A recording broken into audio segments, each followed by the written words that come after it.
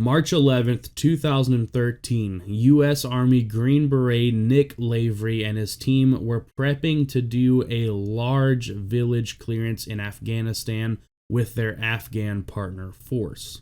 The plan for this operation was to have the Afghan partner force meet them at their compound and then all roll out in a large convoy together to the village. All the information for this story, guys, is coming from the Nick Lavery interview on the Sean Ryan Show, as well as the Nick Lavery interview on the Jocko podcast. I will have the link to both of those down in the description below, and I can't recommend checking them out enough. I also pulled quite a bit of information from Nick Lavery's book, Objective Secure. If you have not read that book, I seriously can't recommend it enough. Buy it right now. I will have it linked down in the description below. Also, got to give a huge shout out to Nick Lavery's YouTube channel. I will also have that linked down below. Go check him out and let him know who sent you.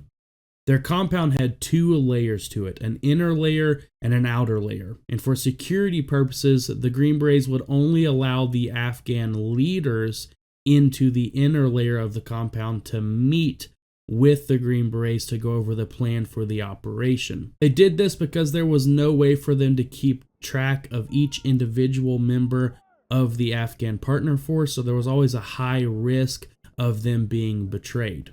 So they wanted to make sure that the individual members of the Afghan partner force didn't know about the plan for the operation ahead of time. That way they wouldn't have an opportunity to warn the enemy. This particular day, when the Afghan leadership rolled into the inner layer, there was a Ford Ranger pickup truck with a mounted PKM and two Afghan partners within it that rolled in right behind the leaders.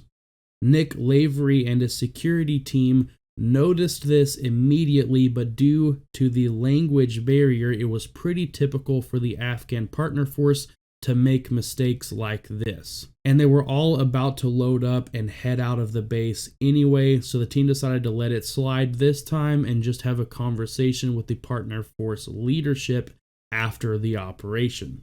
Just a few moments after that, the armored trucks arrived to pick up Nick and the rest of the Green Berets. So Nick went on ahead and put his go bag and his rifle into his truck, and then the team circled up to do their final comms check before heading out. Once Nick had his comms up and running and finished his comms check, he started to walk back to his truck while the rest of the team finished getting their comms up. But before he could make it back to his vehicle, he started to hear gunshots popping off behind him. His first thought was that one of the Afghan partners just accidentally discharged his weapon, which does happen pretty often. But unfortunately, as more and more shots kept popping off, Nick very quickly realized that that wasn't the case this time. One of the Afghan partners jumped into the back of the Ford Ranger and started unloading the PKM into the crowd of Green Berets and Afghan soldiers. Nick instantly jumped behind one of the armored trucks for cover, but he knew he needed to quickly get to his own vehicle so he could grab his rifle and eliminate the threat. But just as he turned to make a run for his own vehicle, he spotted his truck driver standing completely frozen directly in the line of fire, like a deer in headlights. So with complete disregard for his own safety, Nick sprinted out into the open and placed his own body between his teammate and the PKM, taking a round to the upper thigh for his friend. The large round from the PKM knocked Nick down on top of his teammate, shielding him from the PKM. But the gunner continued to fire at them, and Nick took 3 more hits to his leg before the PKM finally shifted its focus to someone else, giving Nick the window he needed to drag himself and his teammate to cover. Once Nick managed to get both of them behind an armored truck, he found a rifle laying on the floor that must have been dropped by one of his wounded teammates. So despite his own wounds, he grabbed the rifle and started firing at the gunner. Nick was unable to land any shots on the gunner from his position, but thankfully moments later one of his teammates was able to eliminate the PKM gunner. And I'd love to tell you that that was the end of this horrible incident, but sadly, the PKM gunner was only the beginning of a very complex ambush. They managed to take care of the threat inside the compound, but now they were taking heavy fire from outside the walls. Nick at this point is in no condition to fight, and it looks like he has enough of his teammates still up and running to take care of the threat. So he shifts his focus to the wounded and quickly checks on the truck driver he saved to make sure he was okay.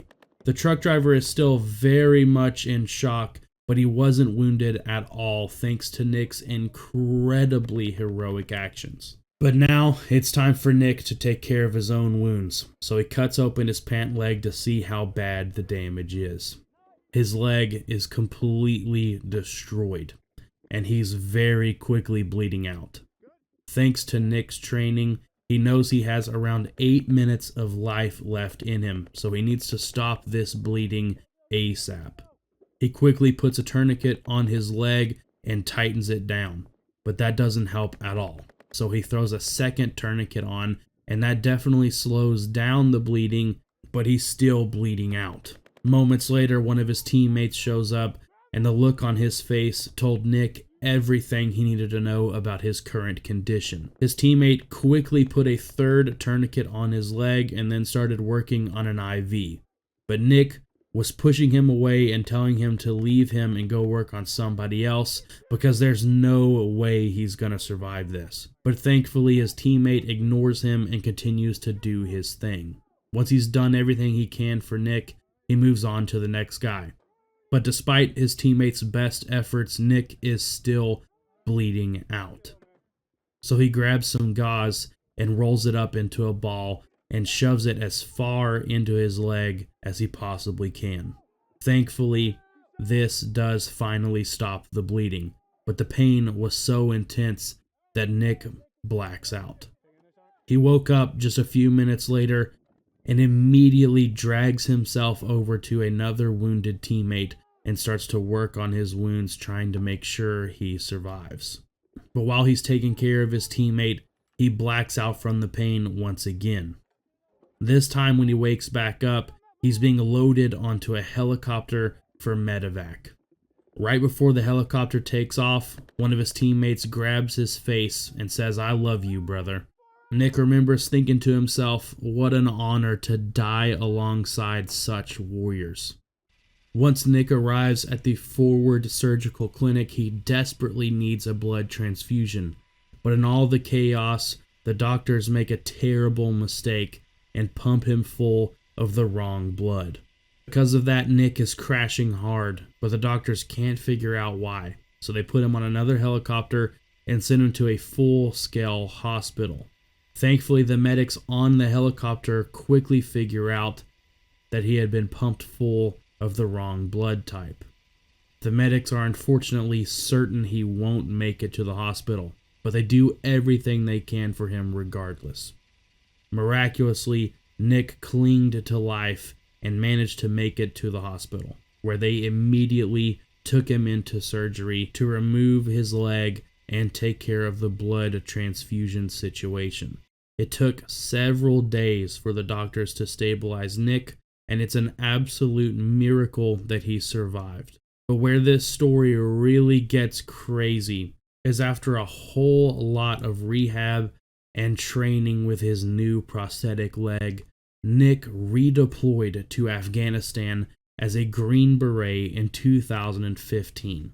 And if you guys want to hear about his experiences in combat with a prosthetic leg, I highly recommend listening to his interview on the Sean Ryan Show as well as the Jocko podcast. I will have links to both of those down in the description below. And after hearing that incredible story, I'm sure you want even more of Nick the Machine Lavery, so make sure you check out his channel, linked down in the description below, and also check out his book. I can't recommend it enough.